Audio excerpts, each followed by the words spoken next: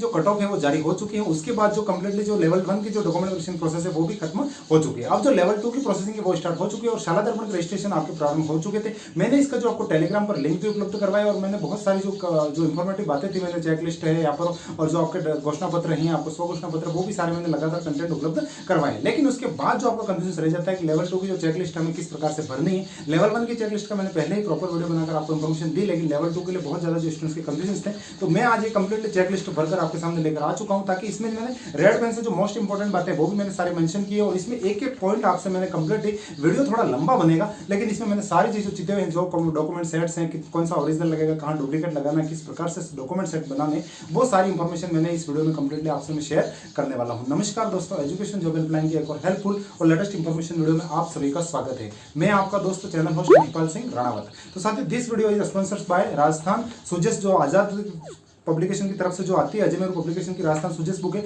उनकी तरफ से इस वीडियो को स्पॉन्सर किया गया है। तो इस वीडियो में इसके बारे में भी हम कंप्लीट इन्फॉर्मेशन लेने वाले हैं। तो साथियों, आपने जो लेवल 2 के जो रजिस्ट्रेशन किया है, यहाँ पर जो शाला दर्पण पर आपने रजिस्ट्रेशन किया होगा, उसके बाद आपने कर लिया होगा। अगर नहीं किया तो आपने जो टेलीग्राम पर लिंक दिया उससे आपको सिंपली शाला दर्पण पर जाकर आपका रजिस्ट्रेशन कर लेना। एप्लीकेशन नंबर एंटर करने, जो आपने जो रिट मुख्य परीक्षा का जो फॉर्म भरा था उसके एप्लीकेशन नंबर एंटर करेंगे और वहां पर आपको ओटीपी आ जाएगा और अपनी जो आईडी है उसको क्रिएट कर लेना है। आईडी को जैसे ही आपके पास आती है उसके बाद आप जो लॉगिन करने जाएंगे। अब मोस्टली स्टूडेंट्स क्या कर रहे हैं, लॉगिन करने के लिए शाला दर्पण पर आपको सिंपली सर्च करना है। उसके बाद शाला दर्पण में स्टाफ सिलेक्शन का एक ऑप्शन आता है नीचे, आप स्टाफ लॉगिन में जाएंगे, आप स्कूल लॉगिन में जाएंगे तो आपकी आईडी लॉगिन नहीं होगी और आपको रिकॉर्ड नॉट फाउंड ही बताएगा। तो आपको क्या करना है, शाला दर्पण पर जाना है, उसमें स्टाफ सिलेक्शन वाला जो ऑप्शन है वहां जाना है और वहां जाकर अपनी जो आईडी है उसको लॉगिन कर लेना है। वहां पर जैसे ही आप आईडी लॉगिन करेंगे तो आपको एप्लीकेशन स्लॉट का ऑप्शन दिख जाएगा। वहां पर जो भी आपकी प्रोफाइल वगैरह दिखेगी, प्रोफाइल में कुछ चीजें गलत दिख रही है उसको लेकर आपको लोड नहीं लेना, आपको केवल उसमें चेक करना है आपका एप्लीकेशन स्लॉट। हालांकि आपको जो ईमेल है या फिर जो आपका मोबाइल नंबर है उस पर आपको मैसेजेस भी भेजे जाएंगे। बहुत जो शेड्यूल है जो डीवी का, उसमें बहुत सारी चीजें, वो लगभग सारी चीजें जैसे जैसे अपडेट होगा,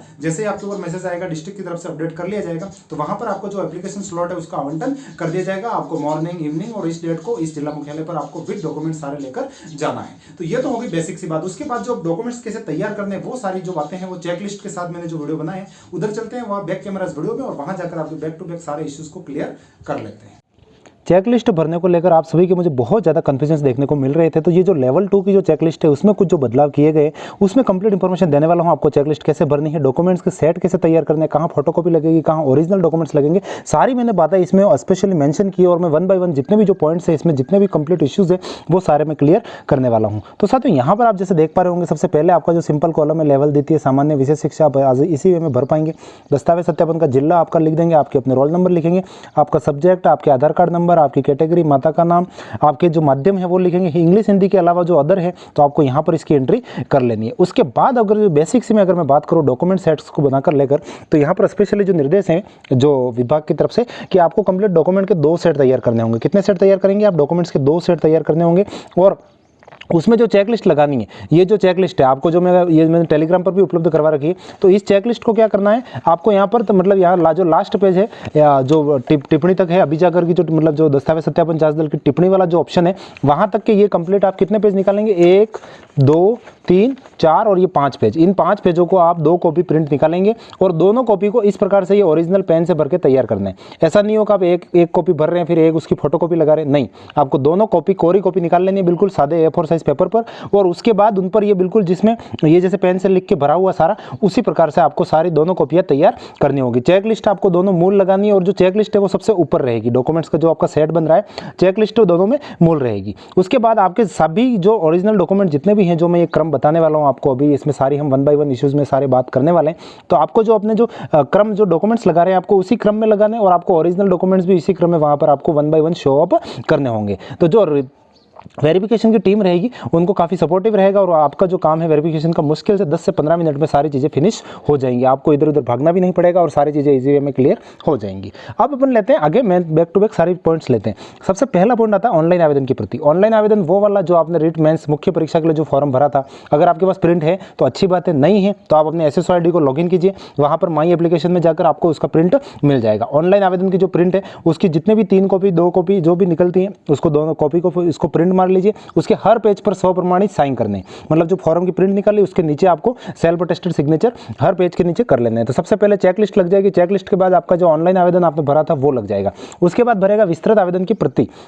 विस्तृत आवेदन वो वाला है जो आपने अभी जो भरा था, आपने अटेस्टेशन फॉर्म अपलोड किया और जो आपने अभी जो अपने SSID पर जो अभी लेटेस्ट में भरा था और उसकी बड़ी सी एक प्रिंट भी निकल कर आपके सामने आई होगी, तो उस विस्तृत आवेदन है उसकी कॉपी लगा देनी है। तो पहले नंबर पर ऑनलाइन आवेदन लग जाएगा, दूसरे पर विस्तृत आवेदन। विस्तृत आवेदन के पीछे फिर आपको अटेस्टेशन फॉर्म जो आपने अपलोड किया था, अटेस्टेशन फॉर्म आपके पास एक ही होगा, एक आपने अपलोड किया तो एक सेट में मूल वाला लग जाएगा अटेस्टेशन फॉर्म, और दूसरे में आप क्या लगा दोगे, दूसरे में फोटोकॉपी लगा दोगे। दूसरे में उस अटेस्टेशन फॉर्म की फोटोकॉपी करवा दीजिए और उसको लगा दीजिए, और जो फोटोकॉपी लगा रहे वहां पर उसको नीचे सेल्फ अटेस्टेड वेरीफाई आपको कर लेना है। तो अटेस्टेशन फॉर्म विस्तृत आवेदन का 2 नंबर हो जाएगा। तीसरे नंबर पे आपके आधार कार्ड की कॉपी, फिर आपके आ जाती है 10 की मार्कशीट और सर्टिफिकेट जो प्रमाण पत्र है। अगर आपका एक ही मार्कशीट में है तो अच्छी बात है, आपकी अलग अलग मार्कशीट में है तो आप उनको अलग अलग प्रिंट करा दीजिए, मार्कशीट और सर्टिफिकेट जो प्रमाण पत्र है, और उसको लगा दीजिए। और उसमें अगर पीछे की तरफ कोई स्कूल की सील वगैरह लगी हुई है तो आपको, अगर आपके पास समय है तो आप पीछे की भी फोटोकॉपी निकलवा दीजिएगा। बाकी नहीं निकलवाएंगे तो भी चल जाएगा, लेकिन कई डिस्ट्रिक्ट्स में जो लेवल 1 वाले DV हुए थे तो वहाँ पर पीछे की फोटोकॉपी को लेकर भी जो है जो ऑब्जेक्शन देखने को आए थे, तो स्टूडेंट्स ने फिर दौड़भागी करके और फोटोकॉपी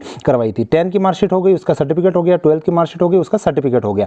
अब मार्कशीट और सर्टिफिकेट 2 डॉक्यूमेंट्स लग रहे हैं, 2 मतलब 2 कॉपी लग रही है। ऐसा नहीं है कि वो 4 हो जाएगा दूसरा 5 हो जाएगा, 10th का पूरा 4 ही नंबर रहेगा। आपको मार्कशीट है तो उसके ऊपर भी 4 नंबर ही लिखना है, आपका सर्टिफिकेट है उसके ऊपर भी 4 नंबर ही लिखना है, 12th वाले पे 5-5 लिखना है दोनों पे। उसके बाद आपकी ग्रेजुएशन की मार्कशीट आ गई, उसका पूरा 6 नंबर रहेगा।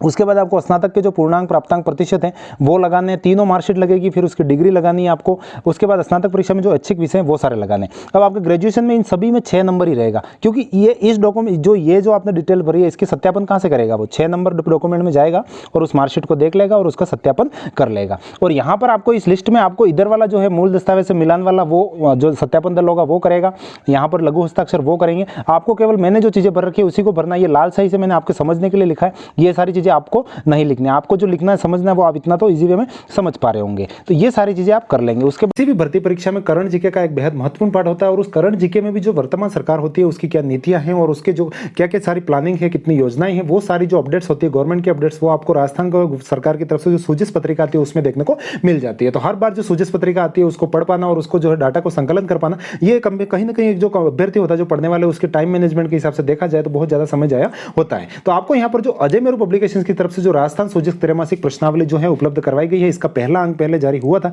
उसमें भी बहुत सारे जो सीधे सीधे क्वेश्चंस एग्जाम में देखने को मिले थे। तो RAS असिस्टेंट प्रोफेसर की जो तैयारी कर रहे हैं और उसमें आप कंप्लीट इसमें जो सूजस का जो पूरा सार है उसका समांकन जिसमें समावेशन किया गया है। तो मार्च 2023 से जून 2023 का ये जो अंक है इसको जो है कंप्लीटली जारी कर दिया गया पब्लिकेशन की तरफ से। मात्र 30 रुपए की प्राइस में आप इसको जो है परचेस कर सकते हैं। ऑनलाइन ऑर्डर का जो लिंक है मैं आपको डिस्क्रिप्शन में लिंक दे दूंगा, बाकी ये कॉन्टैक्ट नंबर है, वेबसाइट है, सारे वहां जाकर भी सीधा आप ऑर्डर कर सकते हैं। करंट जीके भी जितनी भी जो सारी बातें हैं सूजस में जिनका उल्लेखन किया गया है वो सारी चीजें आपको एक ही जगह पर सारी इसमें कंप्लीट बुक में देखने को मिल जाएगी, और इस बुक में सारे जो है आपको व्याख्या सहित इनमें प्रश्नों का समावेश किया गया है। तो करंट जीके है इससे संबंधित जो आपको कंप्लीटली काफी हेल्पफुल बुक रहने वाली है, तो इस बुक के जो आप जरूर परचेस कीजिएगा और उसको एक बार स्टडी जरूर कीजिएगा। चेकलिस्ट के अगले ऑप्शन में आ जाते हैं हम। यहाँ पर स्नातक तक हो गया, उसके बाद स्नातकोत्तर अगर आपने भर रखी है और आपने शो कर रखी है तो वो आप शो कर लेंगे, तो उसका फिर क्रमांक डाल के और उसको आप यहाँ पर अटैच कर लेंगे। उसके बाद रेट की में जो मार्कशीट है आपकी अध्यापक पात्रता वाला वो सर्टिफिकेट लगा देंगे, उसका सर्टिफिकेट लग जाएंगे, उसके प्राप्तांक प्रतिशत वो सारा 7-7 नंबर आ जाएगा। आपके ऐच्छिक विषय हैं वो लिखेंगे और उसको डाल देंगे। उसके बाद आपने B.Ed कर रखा है तो B.Ed है, या फिर आपने BSTC वगैरह कर रखी है और उसके बाद ग्रेजुएशन किया है, DLED या ग्रेजुएशन है वो भी लेवल 2 के लिए पात्र है, तो आपने B.Ed है, DLED है, जो भी है उसको राइट करेंगे और उसकी मार्कशीट या उसकी दोनों मार्कशीट लगेंगी।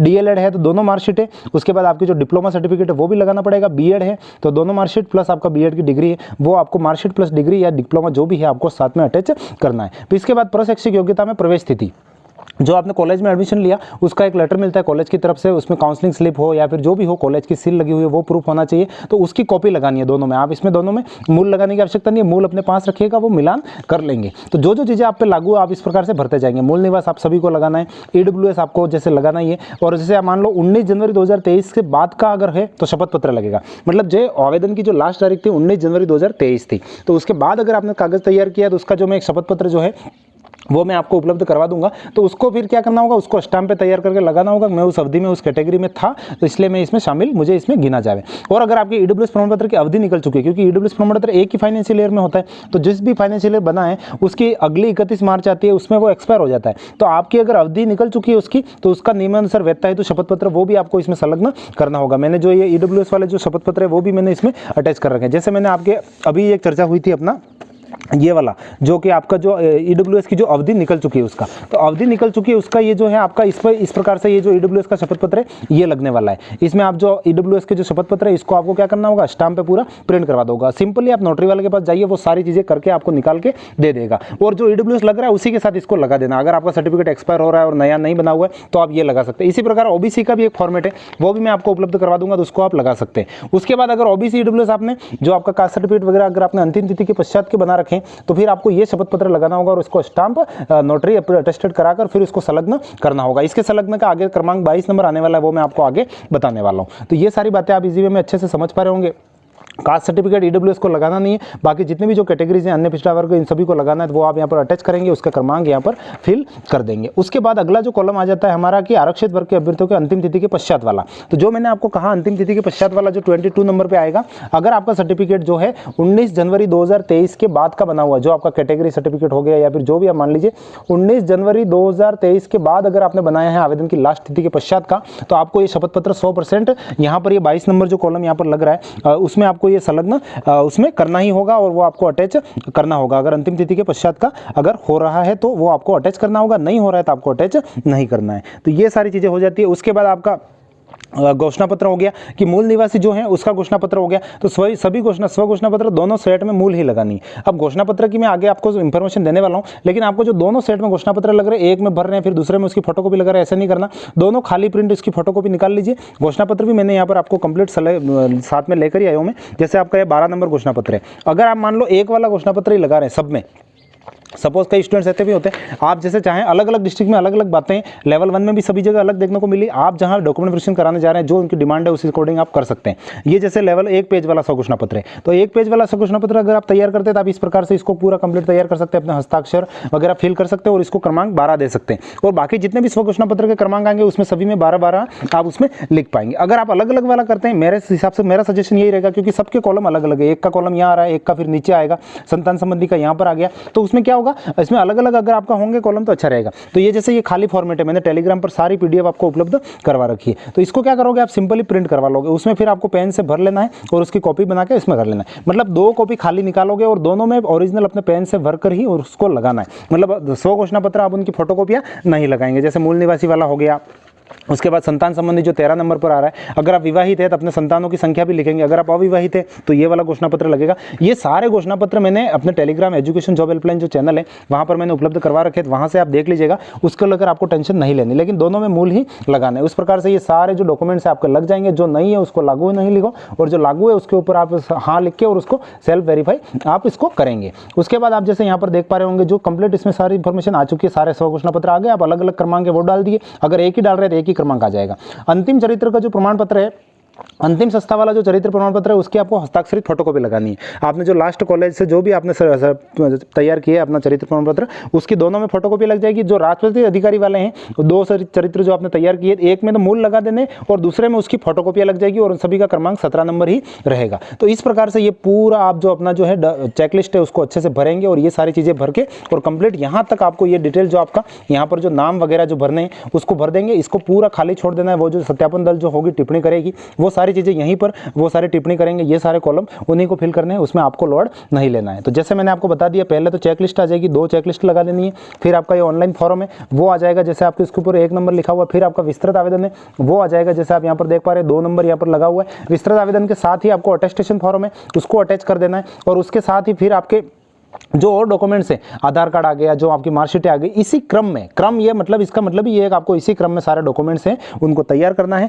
और उनको लगाना है। तो मैं आशा करता हूं मैंने जो घोषणा पत्र वाली और जितनी भी सारी बातें बताई आप अच्छे से समझे होंगे और इसको कंप्लीटली आप लागू कर पाएंगे। डॉक्यूमेंट्स को लेकर 1% भी पैनिक होने की आवश्यकता नहीं है, वो आपके सपोर्ट के लिए बैठे हैं और पूरा सपोर्ट कर रहे हैं। कहीं भी इतनी कोई इशू वाली बात नहीं है। कुछ कमी भी रह जाएगी तो आपको 1-2 दिन का समय मिलेगा, आप उसकी पूर्ति ईजी वे में कर पाएंगे और आपको पूरा समय दिया जाएगा। बस अपने भी हो पॉजिटिव होकर जाइए, सारी डॉक्यूमेंट्स इनको अच्छे से तैयार कर लीजिए। जो छोटी छोटी बातें थी मैंने सारी बता दी। आप जो विस्तृत आवेदन भी आप जैसे भर रहे हैं, आप ये बात ध्यान रखिएगा, जैसे आपका डॉक्यूमेंट्स है सभी पेज पर आपको नीचे सिग्नेचर कर ले जाने हैं, सभी के नीचे स्वप्रमाणित। मतलब ये विस्तृत आवेदन की आप देख पा रहे हैं कितनी कॉपियां हैं, 10-12 कॉपियां, हर के नीचे आपको यहाँ पर नीचे सिग्नेचर करके और फिर उसको साथ में अटैच करके ले जाएंगे। अगर नहीं ले जाएंगे तो वो वहां पर आपसे सिग्नेचर करवा देंगे। बाकी अगर आपके डिस्ट्रिक्ट में कुछ अलग से कुछ मैं बता रहा हूँ उसके इतर कुछ बता रहे हैं, तो आप जो सामने चेयर पर बैठा है जो कह रहा है उनकी बात को मान लीजिएगा और उस बात को फॉलो करके अपना जो डीवी है उसको कंप्लीट कर लीजिएगा। जाएगा। बिल्कुल मानसिक टेंशन नहीं लेनी, स्वस्थ रहिए, मस्त रहिए, अच्छे से डीवी करवाइए। आप सभी को जो फाइनल मेरिट के लिए बहुत बहुत शुभकामनाएं। Education job helpline YouTube channel को सब्सक्राइब कर लीजिएगा,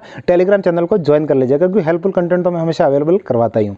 मिलेंगे और किसी नई अपडेट के साथ, तब तक के लिए जय हिंद, वंदे मातरम।